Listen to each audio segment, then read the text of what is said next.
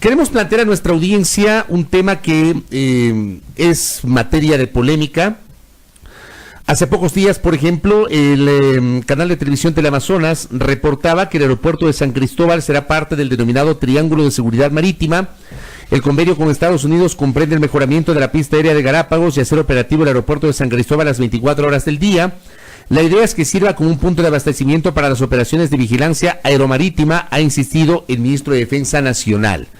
Esta presencia y estos anuncios, presencia de Estados Unidos y estos anuncios sobre el rol de Estados Unidos en el archipiélago, ha generado una serie de resquemores sobre la naturaleza del concepto de soberanía en nuestro país y, claro, la presencia militar asociada a la norma constitucional que prohíbe el establecimiento de bases militares extranjeras en territorio ecuatoriano.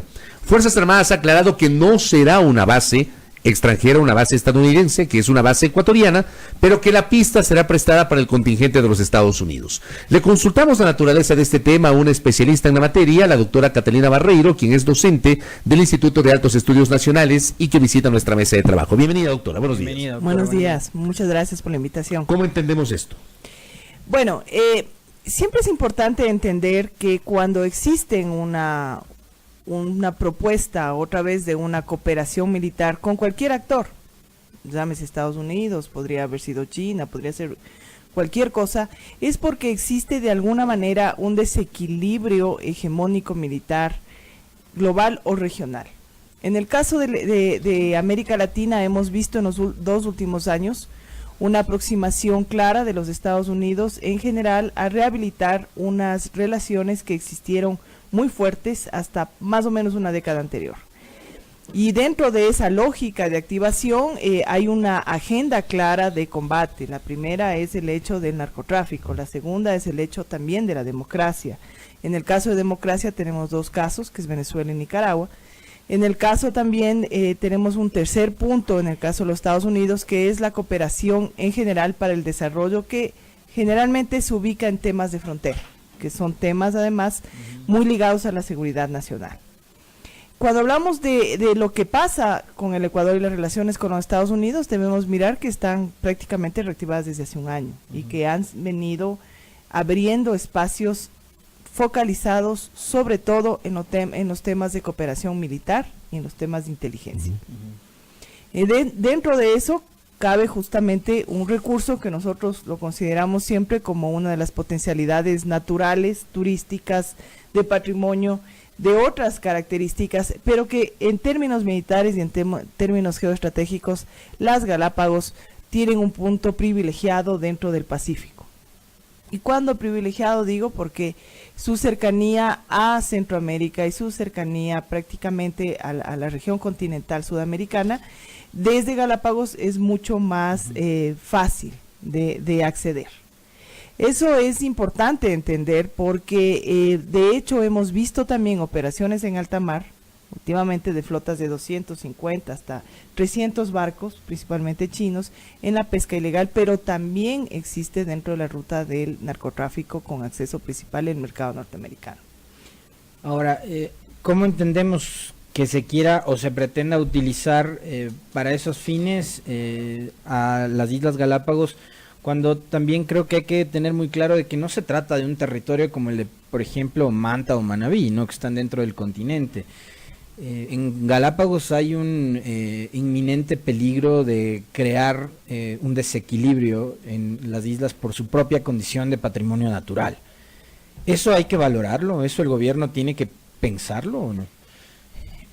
Como digo, creo que es importante mirar que para el Ecuador siempre las Galápagos han significado una cosa, que es justamente este patrimonio natural, este patrimonio que prácticamente nos han distinguido en el mundo, inclusive como un recurso turístico en términos de economía ecuatoriana. Pero más allá de eso, creo que sí es importante mirar que la cooperación que se ha firmado con los Estados Unidos es una cooperación, como se dice, que tiene un centro de abastecimiento. ¿Qué significa esto? Hay que mirar también. No estamos hablando de que todos los días van a aterrizar los aviones, ni tampoco estamos diciendo de que va a haber 15 aviones haciendo operaciones arriba de monitoreo. Sí, que son prácticamente los que podrían estar contaminando en ese sentido. Generalmente los aviones que tienen la operatividad de mirar las costas y demás, tienen un número de horas básico para poder hacerlo, ¿no? Que bordea entre las 5 a 7 horas. Y en ese sentido tienen que tener un punto. El punto más cercano, como digo, en la costa del Pacífico son las Galápagos.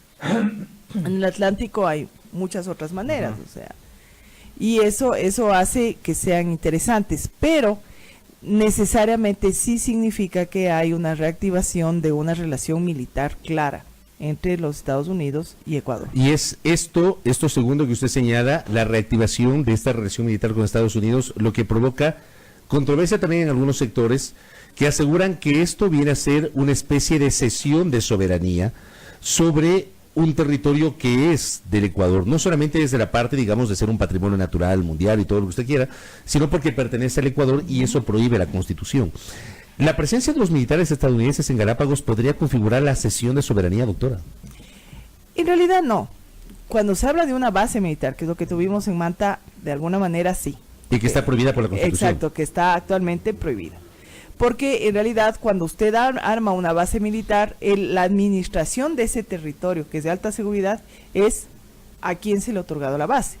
Este no es el caso. Este es el caso de una pista por cooperación que se va a rehabilitar hasta cierta medida, se va a ponerla en teoría en su punto y que va a servir de abastecimiento. Además hay que entender que hoy por hoy no es de interés de los Estados Unidos tampoco generar bases con armamento militar en el sitio que se llama. Y es porque en el momento tecnológico que vivimos hoy por hoy no requiere ese nivel de recursos. Esos recursos son recursos de armamento, recursos humanos, recursos de una serie de cosas que no está ya dentro de la estrategia militar. Si ustedes miran lo que acaba de pasar, justamente Estados Unidos con Irán, lo que se está mirando es que lo que existe sí es un privilegio de las estrategias tecnológicas de la guerra antes que las estrategias físicas, que era muy distinto el escenario en el 99 cuando sí exigía tener presencia. Exacto, presencia, porque eso miraba el poderío, eso miraba las capacidades. Hoy por hoy no. Ahora nos tienen vigilados sin necesidad de estar Pentágono, aquí. Claro. Claro, por otro lado, la mayoría de los aviones de sobrevuelo, de control, por lo general no son piloteados por personas. Son piloteados, drones. Exactamente, son drones. Al ser así, no requiere tampoco una sofisticación de una base. Ahora, la pregunta es, ¿qué gana el Ecuador? ¿O qué debería ganar el Ecuador? Porque digo, si ya cedemos de alguna manera la utilización, ya no una base, pero sí la utilización de un aeropuerto, de una pista, ¿qué gana? ¿Qué puede obtener el Ecuador a cambio de eso?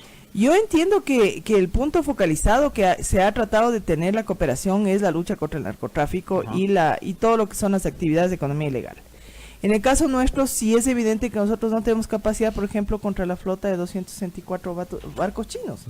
No tenemos. No tenemos tampoco la capacidad porque hay que mirar otra cosa. Hay un mar abierto importante, miles de kilómetros de mar abierto entre el continente y las Galápagos, que probablemente es la ruta más clara del narcotráfico. Y nosotros no contamos prácticamente con la tecnología necesaria para poder monitorear eso. Entiendo que ese es el elemento fundamental del acuerdo, pero como digo, creo que también hay que mirar que la guerra hoy es de otra manera. No es del control territorial como antes existía y la presencia territorial. Eso no quiere decir que no sea cuestionable.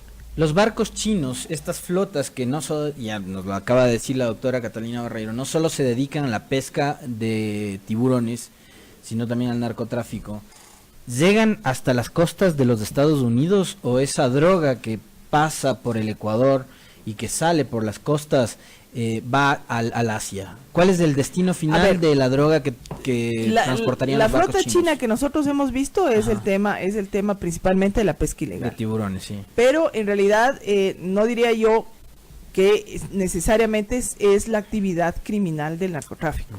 Lo que sí nosotros debemos tomar en cuenta es que sigue siendo el mayor productor de droga la región andina. Eso quiere decir Colombia y el mismo Perú.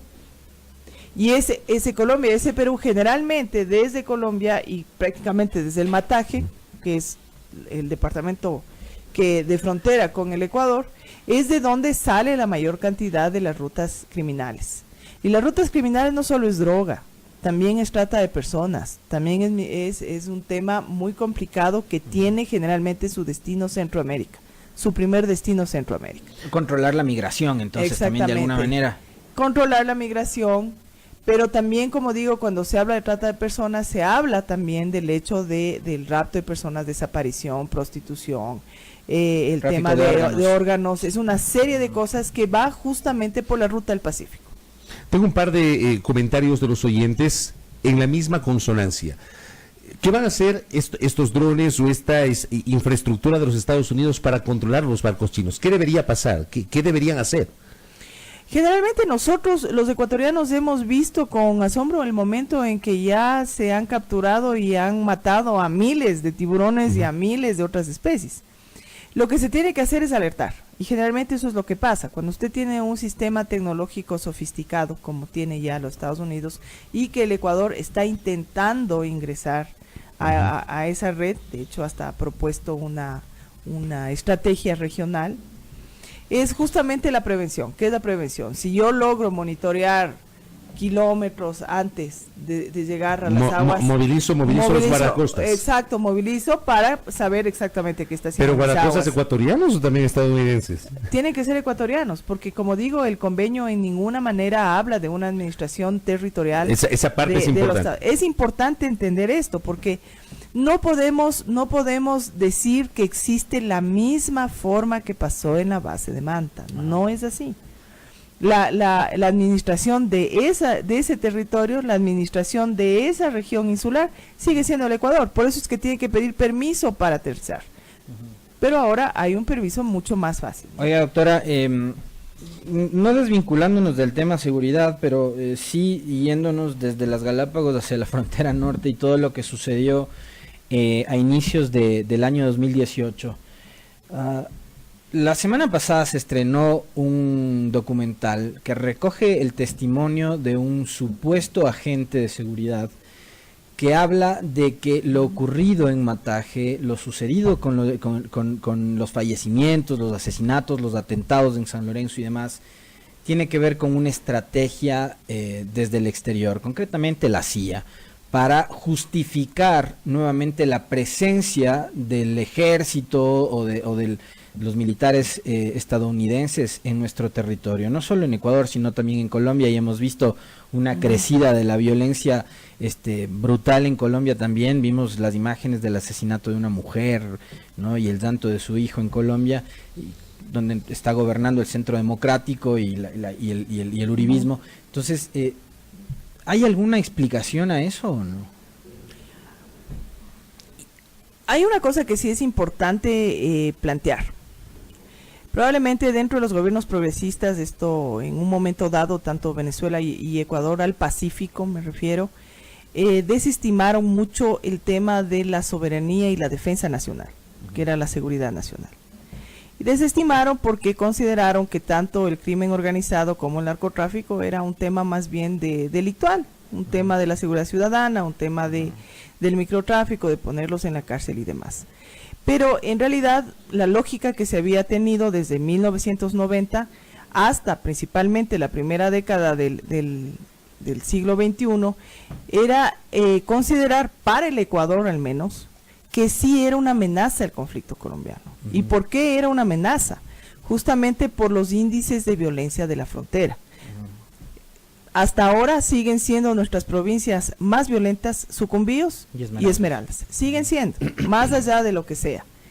Lo que sí es cierto es que nosotros en la Ley de Seguridad Pública y el Estado, ese tipo de amenaza ya no teníamos.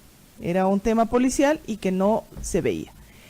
Me parece que el plantear el hecho determinante, lo que pasó con los periodistas, como para volver a tener un replanteamiento, no es tan cierto. El conflicto colombiano no pudo ser respondido desde Santos y peor ahora lo estamos viendo desde Duque, con una respuesta a los desmovilizados.